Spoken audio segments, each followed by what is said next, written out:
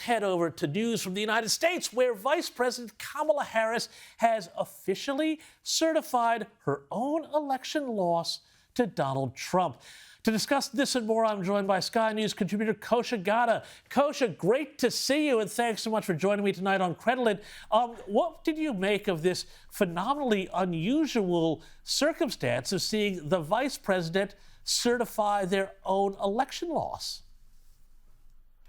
Great to be with you, James, as always. It is not very common. Nixon, Gore, and Mike Pence infamously last time come to mind in recent memory as people had to do that. And when you zoom out and look back through the lens of history, I think people can ascertain where those people ended up falling out, especially Gore, Pence, et cetera. So, it's something that ultimately will go in the dustbin of history, as they say. But at that time, when it does happen, it's interesting. On the one hand, you could look at it positively, and it shows the system working and democracy in action, where people fulfill their oath of office. And on the other hand, especially in this campaign, it's just kind of funny when you look at the way Kamala Harris was thrust into the race at the 11th hour, and then everything that transpired in those 3 months after that, and now this is sort of the cherry on the topping for Trump supporters, for sure. And Kosha, what do you make of the blame game that's suddenly starting to play out on the Democrat Party, and certainly among a lot of media supporters of the Democrats in the press, who are now suddenly saying, oh, well, we had no idea that Joe Biden was so bad. We had no idea that Kamala Harris was such a bad candidate and that, she wasn't going to win. Do you think that there's any sort of self-reflection now on the institutional left? And I put an awful lot of the kind of the media in the United States into that category about the role they had in protecting Joe Biden, and then also supporting a candidate who turned out to be, as anybody would have seen the last election cycle, a dud. I would have to imagine when they're looking in the mirror at home, there is self-reflection for sure. But in the public arena, you're seeing very, very little of it. I think somebody on CNN just raised this and asked Chuck Schumer, actually, the other day, who was vehemently backing how with it Biden was, and then 2 weeks later, after that infamous debate, completely changed his tune, and he was doubling down. There was no self-reflection at all, and the media was kind of going along with it, but I'll give CNN credit for at least asking the question. I think it's the only example I can think of where they did that.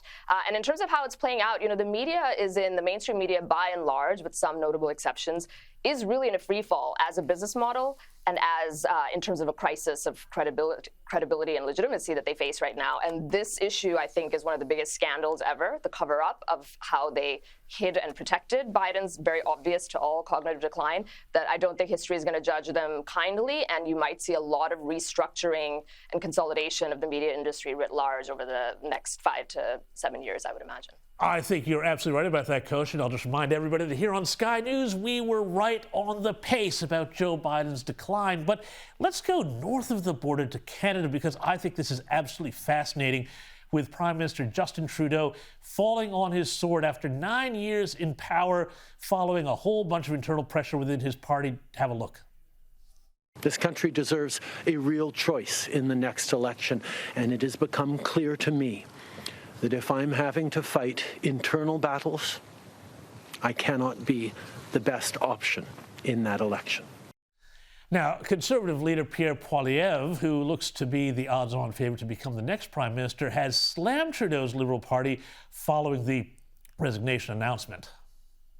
Every Liberal MP in power today and every potential Liberal leadership contender fighting for the top job helped Justin Trudeau break the country over the last 9 years. Their only objection is that he is no longer popular enough to win an election and keep them in power. Now, Kosha, I've written about Pierre Poilievre for tomorrow's Daily Telegraph, but what do you know about him, and what sort of leader do you think he'll be if he becomes Prime Minister later this year at the election?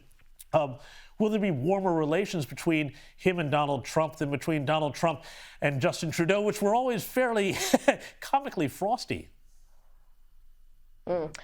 Indeed, there are always things you know about somebody, and then when they actually step into the arena, you see other things about them. So I think everyone will have to wait and see. But in general, Mr. Pierre, he does seem to have populist tendencies, a little bit, I would say, make Canada great again light in terms of his positions on certain issues, immigration, cost of living, government spending, all the rest of it, foreign intervention, and all of that. He does also seem to have the art of rhetoric, which is useful. There were some viral clips of him being harassed by a reporter in an orchard and how he flipped it back on Kosha, him eating an apple. Let's actually have a look at that, because we've got that grab here. Let's play a little bit of this for people who might not have seen this to get a flavor of Pierre Poilievre.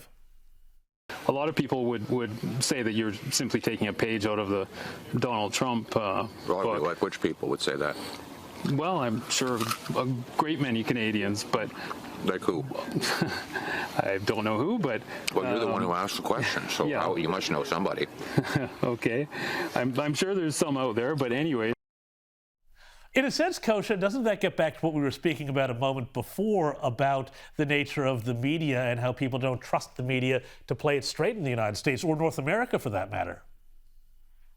Yes, or in liberal democracies everywhere. Indeed, I think that's the thing, the wide open playbook available to Mr. Pierre and to anybody really in the Western world is those two issues, immigration and inflation, because they're the biggest that the constituency is demanding, and neither party has done a sufficient job redressing their grievances. And then secondly, the art of the rhetoric and being able to go into a very, by and large, left-leaning or left-friendly media and adversarial reporters and take them down in a cool, calm, funny way, whatever the individual style may be. So he definitely demonstrated that there. That clip, I think, is what made him shoot up to international fame from that regard. As long as he does those two things, pursues that policy agenda and is able to do battle with the media, he's got a real shot right now, because the Labour Party over there is very unpopular.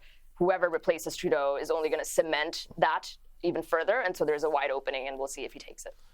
I think you're absolutely right there, Kosha Gada. Thank you so much for your time. Really appreciate it.